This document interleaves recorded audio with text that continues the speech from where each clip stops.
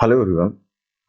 सो हम लोग आज चैप्टर पॉलिनोमियल से एक्सरसाइज 2.3 को हम लोग आज देखेंगे।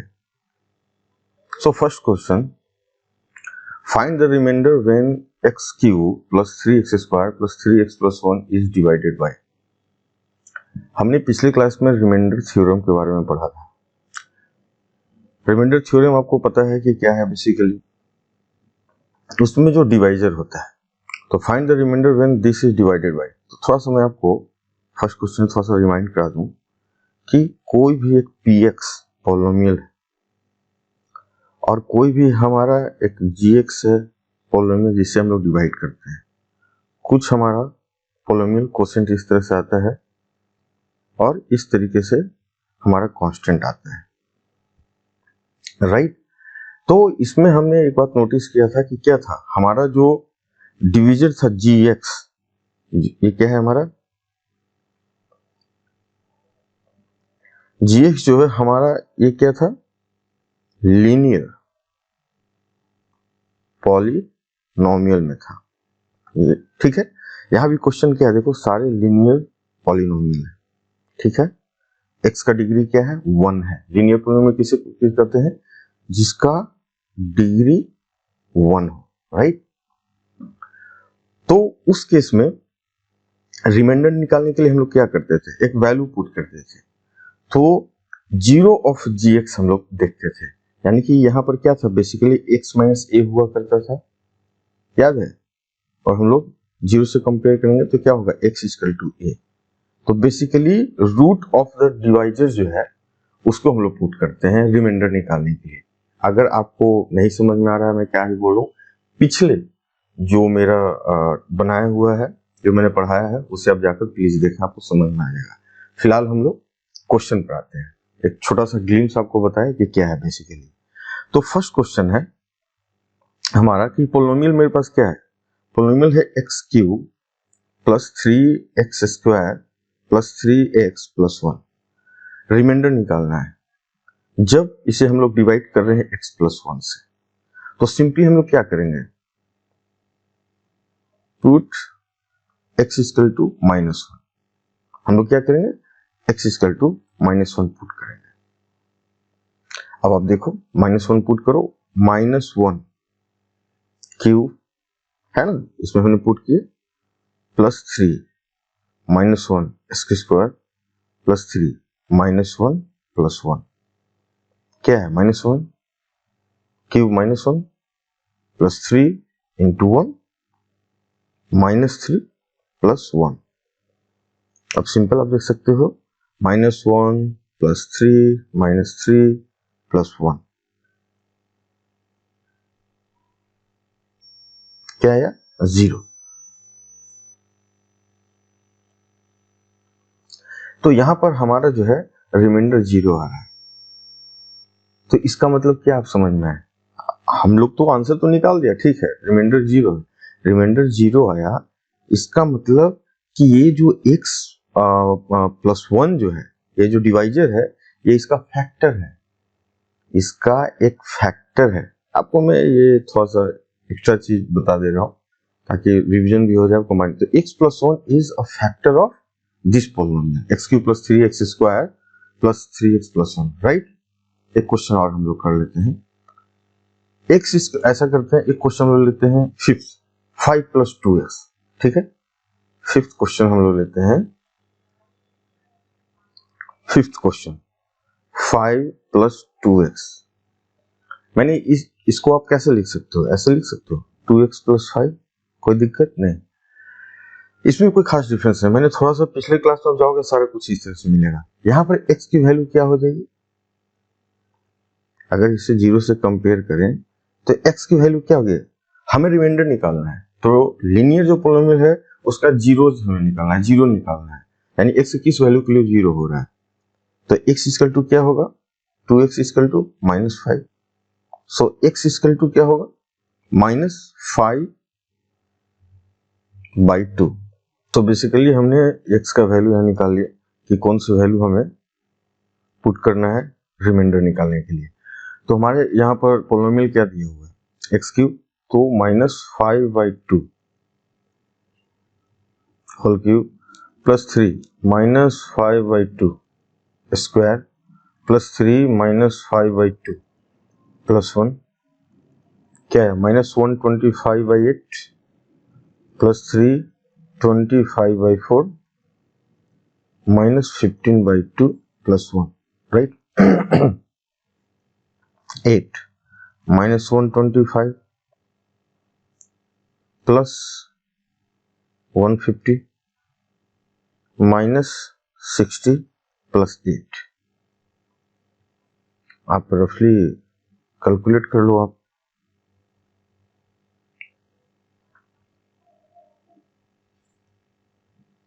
यहाँ पर 25 प्लस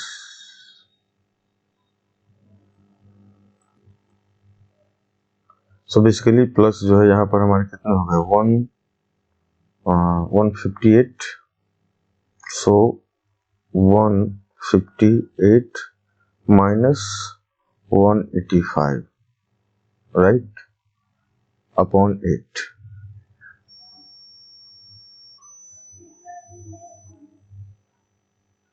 सो माइनस 27/8 ओके।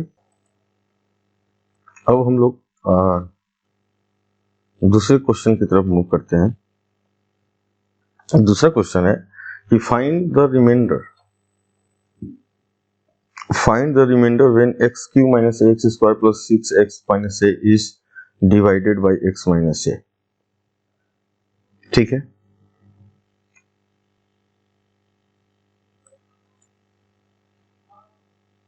सो सेकंड क्वेश्चन है रिमाइंडर हमें निकालना है। पोलिनोमियल क्या दिया हुआ है, पोलिनोमियल है x cube minus a x square plus 6x minus ए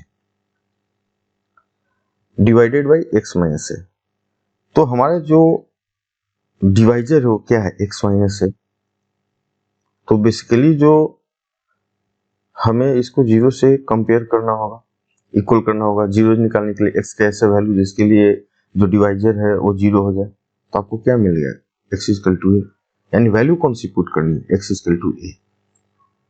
अब आप देखो इसमें आप वैल्यू पुट कर a cube minus a square plus 6 a minus a, क्या हुआ a cube a square into a cube plus 6a minus a cancelled out, so this is 5a okay.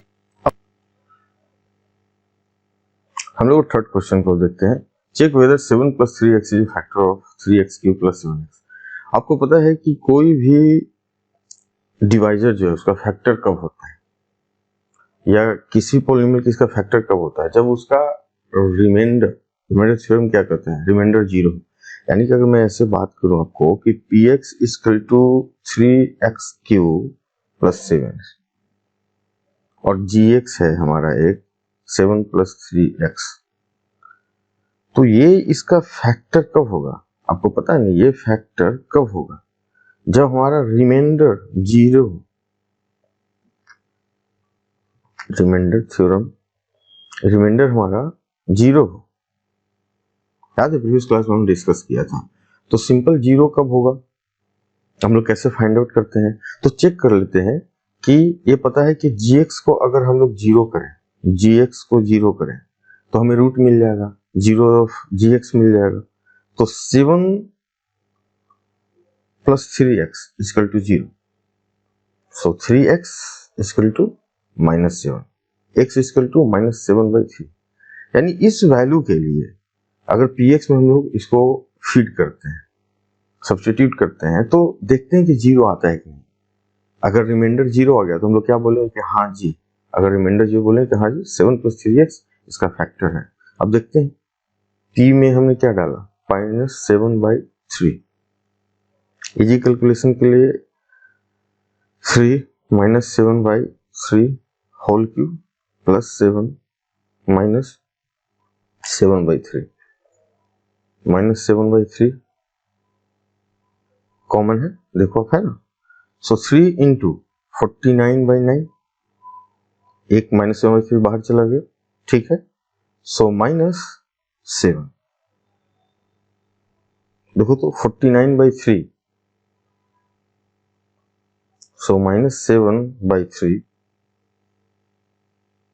49/3 -7, ये तो जीरो हो नहीं रहा है, दैट मीन्स का मल्टीप्लाई करने पे जीरो है, so not equal to zero, that means ये फैक्टर नहीं है।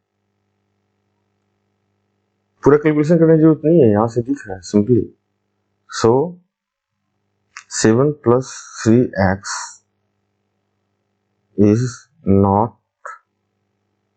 a factor of 3x³ + 7x। Basically एक चीज और ऑप्शन दो, इस तरह के जो कैलकुलेशन मैं करता हूँ 7 + 3x = 0, फिर x किया x -7, आप माइंड में से कैलकुलेट करने की कोशिश करो, और स्टेप जो है ना, जैसे एक स्टेप ये हुआ, 2 स्टेप ये हुआ, ये स्टेप को मूव करके सीधे आप डायरेक्ट आने की कोशिश करो, ये प्रैक्टिस करो, ये आपको शार्प करेगा माइंड को कैलकुलेशन का, और इससे आपके टाइमिंग भी सेव होगा, और जब ये प्रैक्टिस में आ जाएगा तो फिर एक्यूरेसी भी आपको आ जाएगी। कोई बड़ी बात नहीं, अभी तो बहुत छोटी सी कैलकुलेशन है, धीरे धीरे आप 1-2 स्टेप स्किप करोगे तो टाइम बहुत आपकी सेविंग होगी।